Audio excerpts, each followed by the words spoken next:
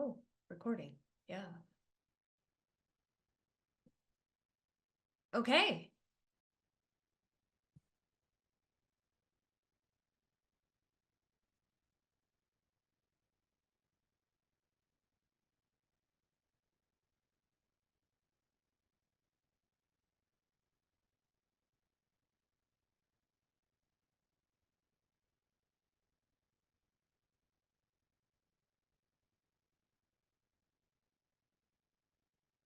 All right, we'll get started here momentarily.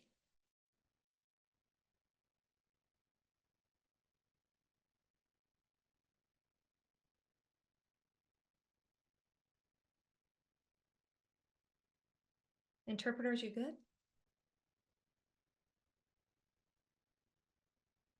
Hello, everyone. We're thrilled to be here with all of you joining on the topic of leading differently. Our webinar today is supported by Innovi Strategies. Innovi is an organizational leadership development organization. We help businesses, organizations, state agencies, government agencies with strategy. Today, we are going to be meeting with Andy Imparato, and I want to talk about a few important things first. We do have, just so everybody knows, we will have this captioned.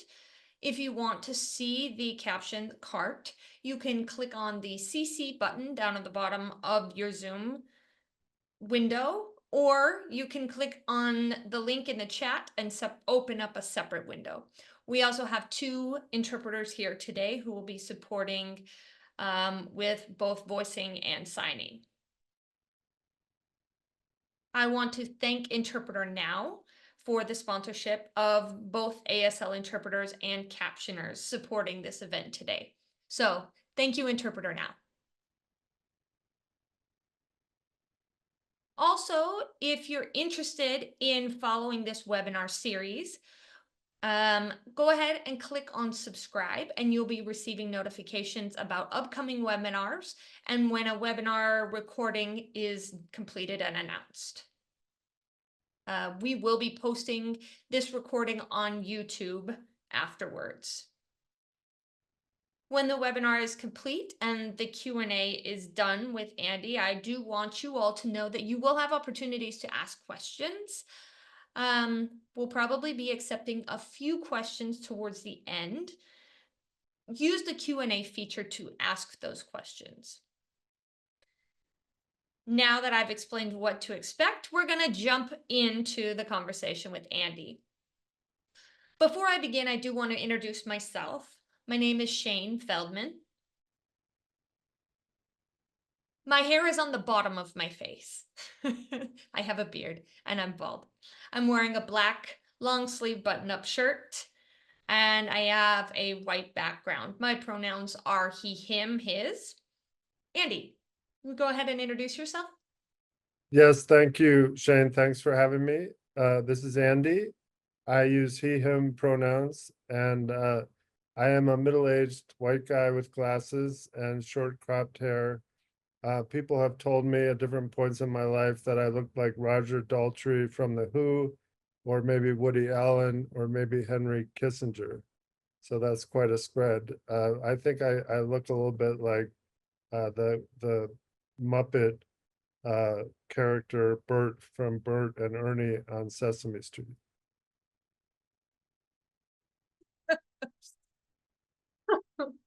Okay, that is definitely an interesting comparison. I can see some of those similarities though. Maybe family lineage. All right. Before we begin, I do want everybody to know that Andy has made a phenomenal impact on me and my leadership role as well, and where it is that I am in my life. I feel like I want you all to understand Andy and his leadership journey. So I would love it, Andy, if you would introduce yourself along with your role and your organization, and then also like some of your background history.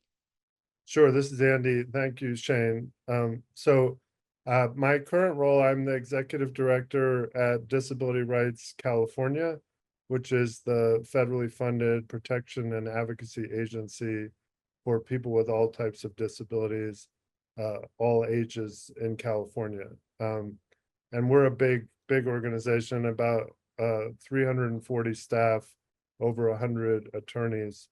And I have been in this role for about 4.5 years. I started a month before the pandemic. Um, I self-identify as a policy wonk. I get excited about policy. I like working on legislation, regulations, trying to improve policy that in a way that can improve the lives of people with disabilities. Most of my career, I was in Washington, D.C. Probably the most interesting jobs I had there was working for Senator Harkin when he was the chair of the U.S. Senate Health, Education, Labor, and Pensions Committee, and working as the head of the American Association of People with Disabilities, which I did for 11 years. And this is my 20th year as a CEO of a nonprofit. This is my third nonprofit that I've been the CEO. So I feel like I've made a lot of mistakes along the way, and each time I've taken a role, I've been a little bit better than I was the time before. Yeah, definitely a different experience with each organization. And I'm sure you've noticed different cultures, different environments, different expectations from leaders. So it's a great opportunity to grow in your role. I'm curious about your leadership journey. If you could tell me, what planted a seed in your mind to get you into leadership, and then what's that journey looked like for you across these different organizations? Sure, thank you, Shane. I grew up in Los Angeles in a family where everybody in my family was a star. So I feel like from childhood, I was expected to be a star in some way. I remember sitting at the dinner table and everybody wanted to talk about how important we were, and we weren't really listening to each other. So I don't think that's a great leadership style, but it did kind of bring me up to have high expectations for myself. And then True. as I was finishing law school, I started to develop depression, ended up getting diagnosed with bipolar disorder. And I think for me, once I had my lived experience and was navigating my lived experience with my disability, and I was just getting started in my career in disability advocacy, I saw a really strong alignment between what I was dealing with personally and what I was working on professionally. And that made me feel authentic. It made me feel like I had a voice that was important in a movement. And in a weird way, I feel like I have been a leader since my first job in the disability space, which was at the Disability Law Center in Boston. um, it just, I don't, my job title has never mattered that much to me. If I see an opportunity to fix a problem, I try to step up and fix the problem. And that was true from the very beginning of my career. And then I think one thing I got from my parents was the value of constantly networking and meeting new people and trying to connect people with other people who can be helpful to them. One of my board members at Disability Rights California described me as a collector and a connector. And I think that's kind of a nice description. I try to identify people that I see as having skills and talent and capacity to contribute to our movement, and them connecting them to other people who can help them accomplish their goals. Yeah. I definitely see you as a connector. Yeah. I've seen you in different leadership roles and connecting people with each other. One part of that connector is identifying people who have something to offer and identifying other people who might need that kind of support. So, as a leader, do you feel like you lead differently by identifying skills and gaps in resources and then connecting them to each other? Is that your like unique style of leadership? Shane, this is Andy. I feel like my leadership style has evolved over time. I feel like when I was at AAPD, I felt like part of my job was to be the voice and the face of the organization. And I ended up being kind of heavily co-branded with the organization.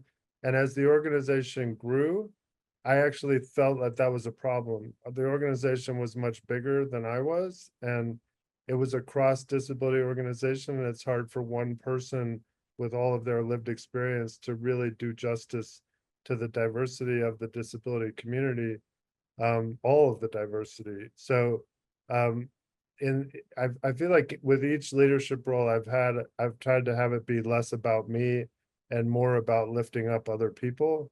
And I think over time that has worked better for me. When it was too much about me, everything was very personal.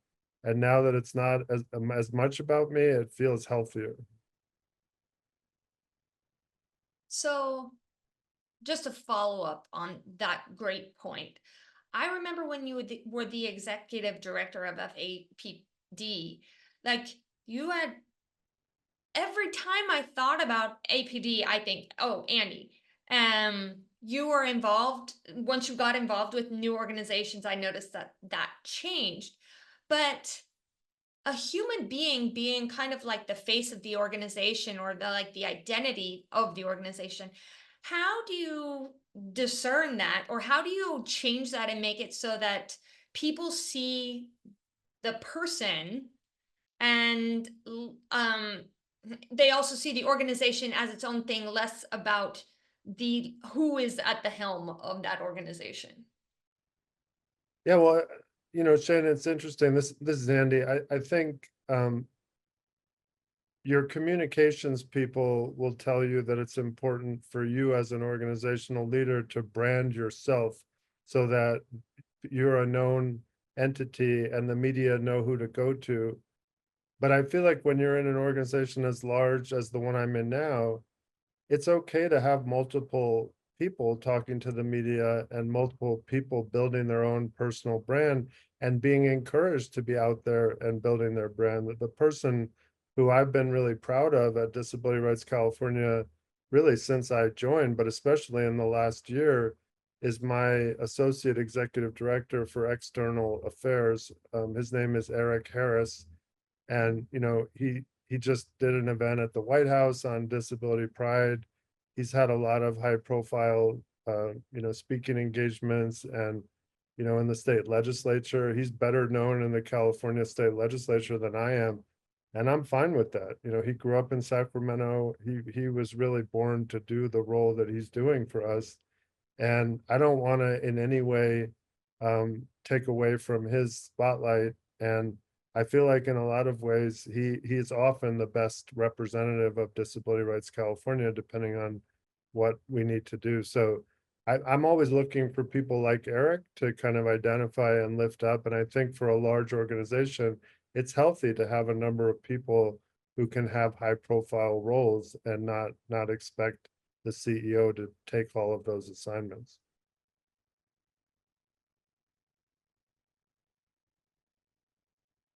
Yeah, I think that's a fantastic strategy to really just separate brand from person, giving others the opportunity, delegating, showing that the organization is not just solely one person.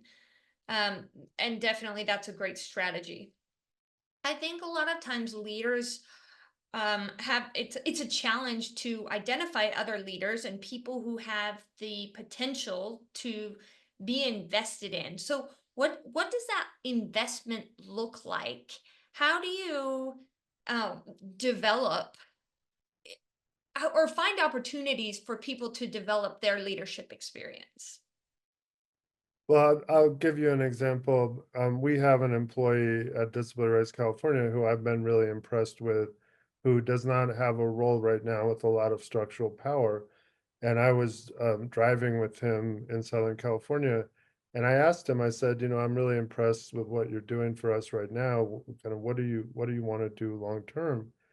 And he said he saw himself as maybe being the executive director of an independent living center. And he had worked at an independent living center at an earlier stage in his career. And I said to him, well, why an independent living center? Why not be the executive director of Disability Rights California?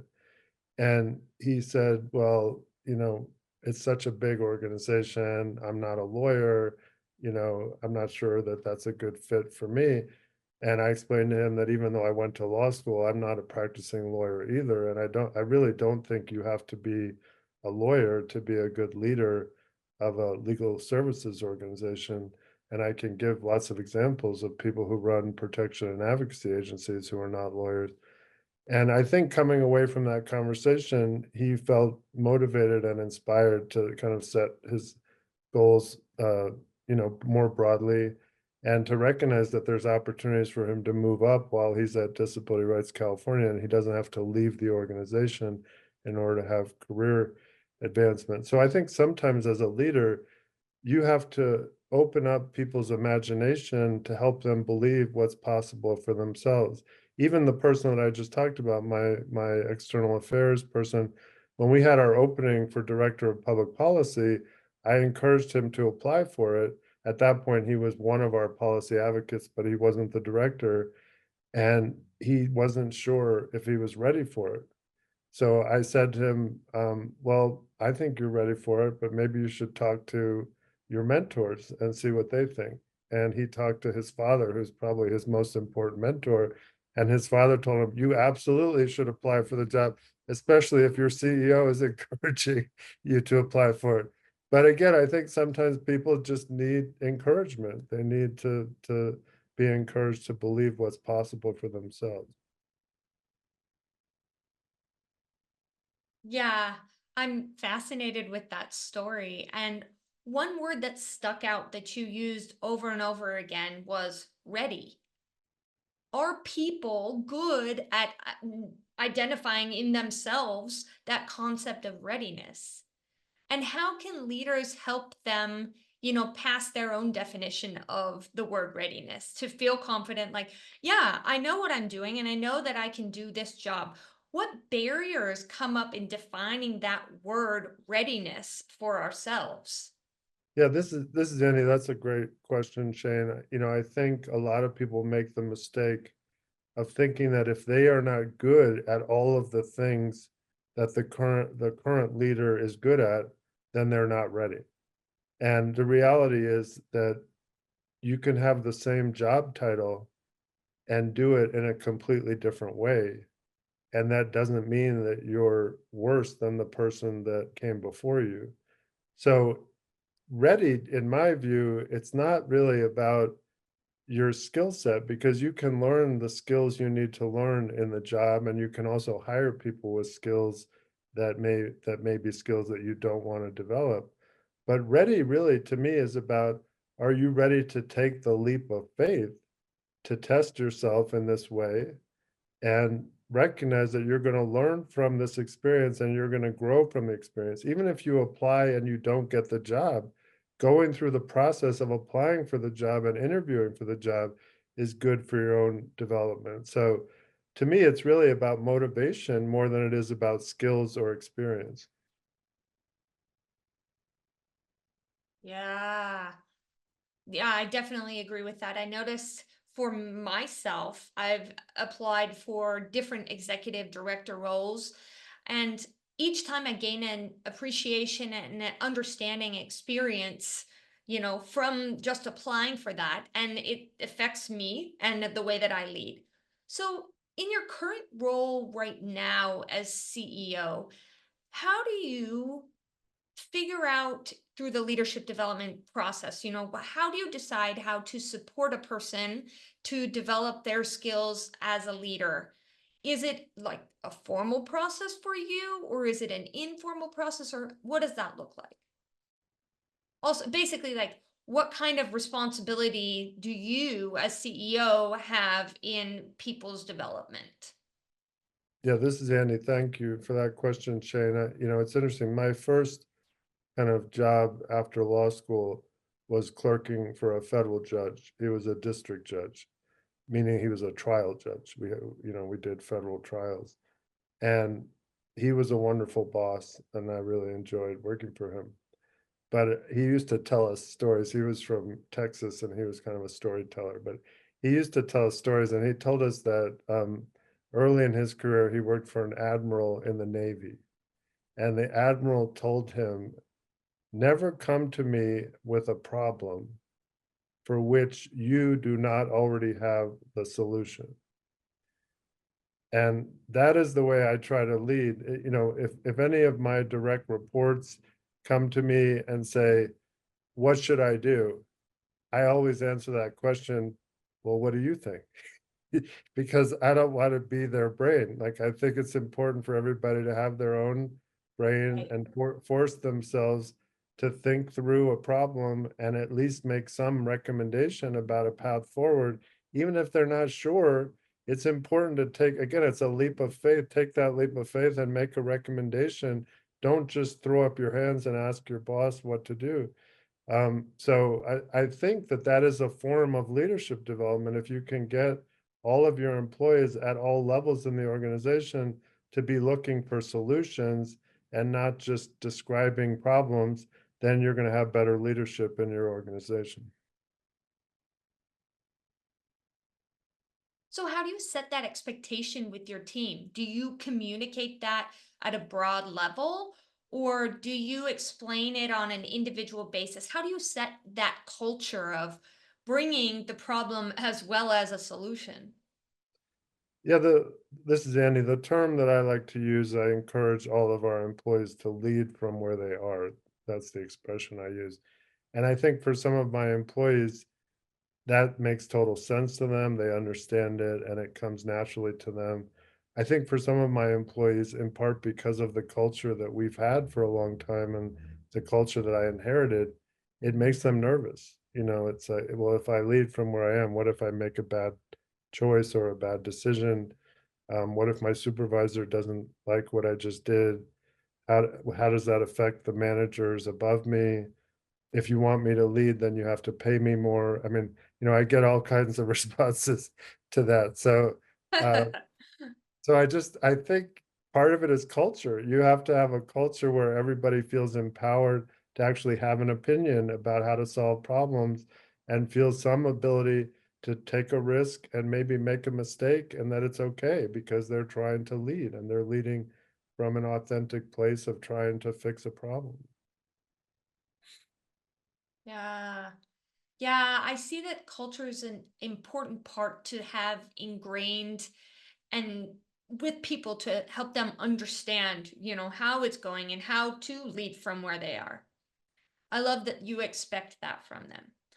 I'm going to shift the conversation a little bit and ask you, as a person with a disability, what are your thoughts on how people with disabilities can overcome perceptions on their capabilities when assuming a leadership role? Well, Shane, this is Andy. One of the kind of simple statements about leadership that I really admire came from Cornell West. He said, in order to lead people, you have to love people.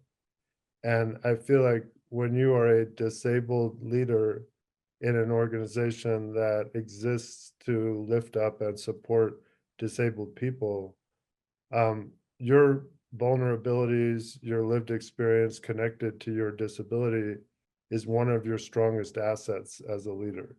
It creates authenticity. It creates connection with your clients to the extent that you're providing services to a group of people.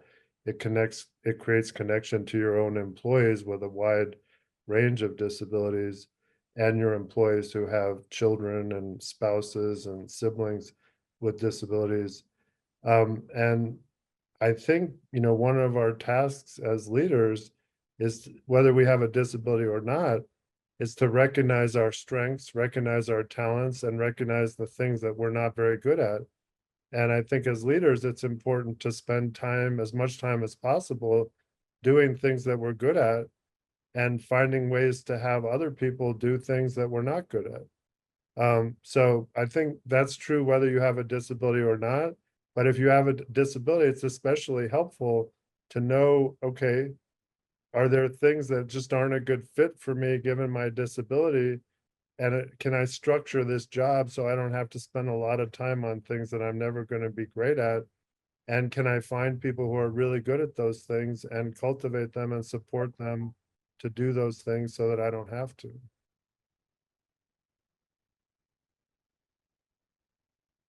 That is a fascinating concept of how do you build people's strengths in what it is that they have to offer. Clearly, disabled people have a lot of strengths and a lot of things to offer as leaders, but I appreciate the reframing of instead of considering this as a deficit lens, things that people don't have. Rather, think of it as what they have gained through their life experience, through their challenges and struggles, that lets them have a different perspective that they can share with the organization. I think that even if somebody doesn't get into a leadership role, they're still going to face challenges in challenging perspectives and how do they overcome these challenges. Um, I feel like there is a message that leaders change. Um, w-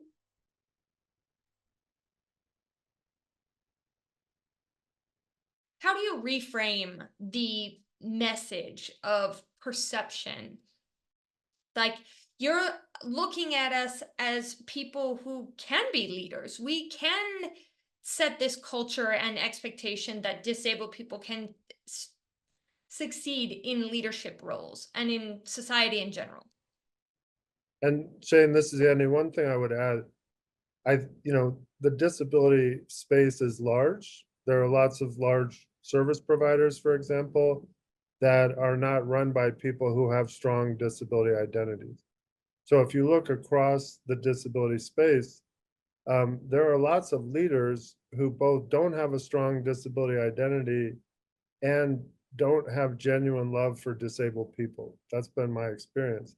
And I would say those leaders have more deficits in their leadership roles than people who do have lived experience with disabilities and do have genuine love for disabled people. So I'm hoping that over time, there will be more leaders with disabilities and that our sector will get better because of that. Yeah. Self-represented uh, people in these leadership roles who have those identities, who have love for disabled people, who, yeah, definitely. So, what are your thoughts on disabled people who are leading organizations that aren't intended to serve specifically disabled people? Yeah, I mean, this is Andy. President Biden has a stutter. Some of us see him as a person with a disability. There are lots of examples of people who have very important leadership roles who talk about their lived experience.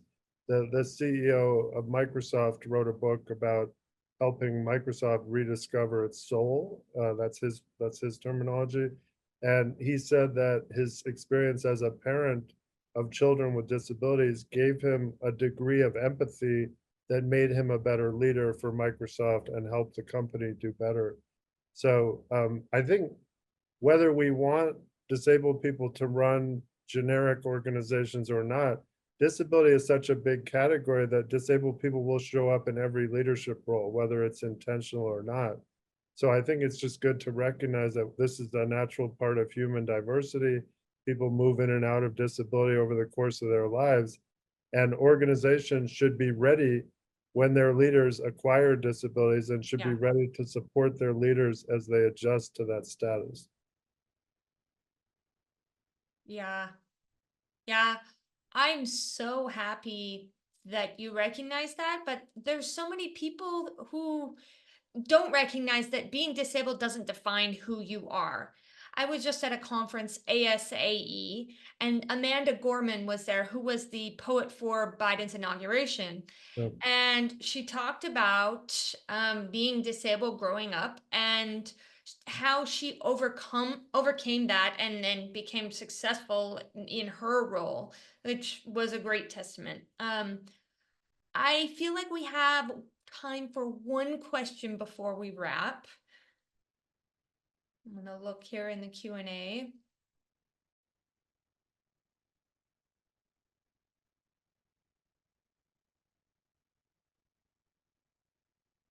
Okay, there is one question. It says, what can leaders do to remain open to perspectives and experiences that are very different from their own, and not just the usual voices of those members who frequently reach out? Yeah, this is Annie. I mean, I think part of that is having a lot of ways for people to get your attention.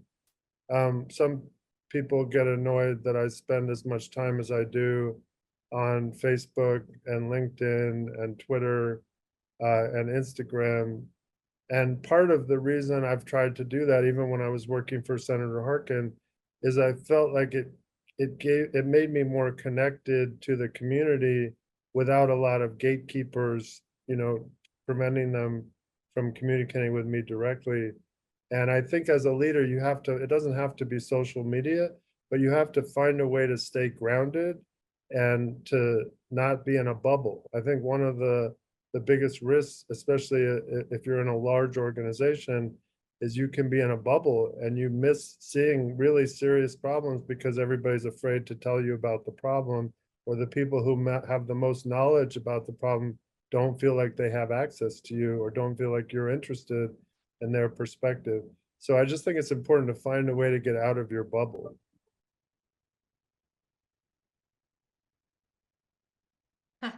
Definitely. Yeah. I find myself in a bubble sometimes as well. And I think that that's good advice from different perspectives that we gain in leadership roles.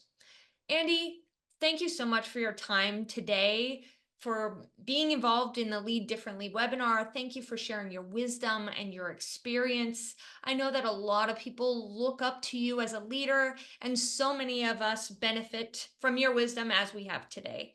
I want the audience to know that this recorded webinar will be released probably in about a month after we go through and do our edits. If you want to get a notification that the webinar has been released, go to innovstrategies.com and sign up, subscribe, and you will get an alert. If there are any deaf organization leaders here in the webinar, we have a deaf organization executive summit that's happening November 7th and 8th. If you're interested in being a part of that, peer leadership involvement, www.does.com for that event information. Andy, again, thank you for your thoughts, your leadership, and your continued support to disabled people who are leaders out there. I, like myself, I know I've benefited from you so many times. I appreciate our conversations. I appreciate you helping me grow as a leader. I consider you a mentor and a support. Thank you, everybody, for coming today. Yeah. All right. Oh, and final, I would like to thank Interpreter Now for supporting and providing interpreters and captioners. Interpreter Amber and Janice, thank you so much. So long.